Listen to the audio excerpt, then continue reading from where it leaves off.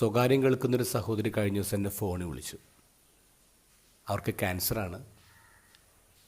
അവരെന്നോട് പറഞ്ഞു, അച്ഛാ, ഞാൻ ഈശോയിട്ട് ഒരു നല്ല കണക്ഷൻ ഉണ്ടാക്കാനുള്ള ശ്രമത്തിലായിരുന്നു. കഴിഞ്ഞ ന്യൂ ഇയറിന് ഞാനിങ്ങനെ ചിന്തിച്ചു, ഞാൻ ഇതുവരെ ഈശോയുടെ ഹാപ്പി ന്യൂ ഇയർ പറഞ്ഞിട്ടില്ലല്ലോ. അങ്ങനെ ഈ കഴിഞ്ഞ ന്യൂ ഇയറിന് ഞാൻ ഉറങ്ങാതിരുന്ന് രാത്രി 12 മണിക്ക് ഈശോയുടെ ഹാപ്പി ന്യൂ ഇയർ പറഞ്ഞു. പക്ഷെ അതിന് ശേഷം ഞാൻ ഹാപ്പിയല്ല. എൻ്റെ ലൈഫിലേക്കും എൻ്റെ ഫാമിലിയിലേക്കും ഒരുപാട് പ്രശ്നങ്ങളിൽ വന്നുകൊണ്ടേയിരിക്കുകയാണ്.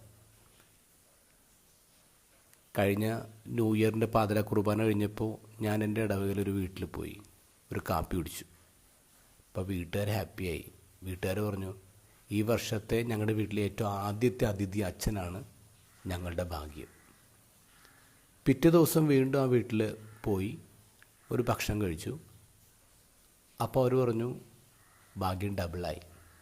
അപ്പോൾ ഞാൻ പറഞ്ഞു, നാളെയും വരാം, ഭാഗ്യം ട്രിപ്പിൾ ആവട്ടെ. അങ്ങനെ 3-ാം ദിവസം ഞാൻ പോകേണ്ടി വന്നു. അവരുടെ വീടിൻ്റെ തന്നെ ഭാഗമായ ഒരു അതിഥി തൊഴിലാളി ജോലിക്കിടെ കെട്ടിടത്തിൻ്റെ മുകളിൽ നിന്ന് താഴേക്ക് വീണ് മരിച്ചു. ബോഡി അവരുടെ വീട്ടിലാണ് കിടത്തിയത്. വിശുദ്ധ അമ്മ ത്രേസ്യ ഈശോയുടെ എപ്പോഴും പരാതി പറയായിരുന്നു, ഈശോയെ, നിന്നെ സ്നേഹിക്കുന്നവർക്ക് നീ കുരിശല്ല കൊടുക്കുന്നത്, വെറുതെ അല്ല നിനക്കധികം കൂട്ടുകാരില്ലാത്ത.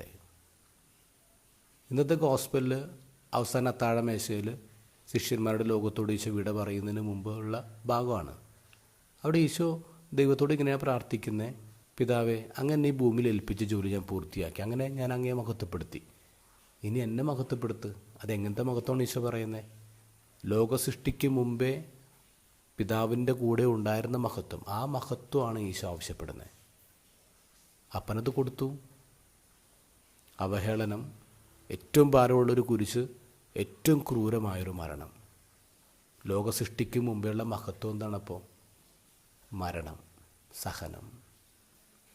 മരണത്തിന് സ്വർഗത്തിൻ്റെ ഡിക്ഷണറി നൽകുന്ന ഒറ്റ മീനിങ്ങേ ഉള്ളൂ, ഗ്ലോറി, മഹത്വം.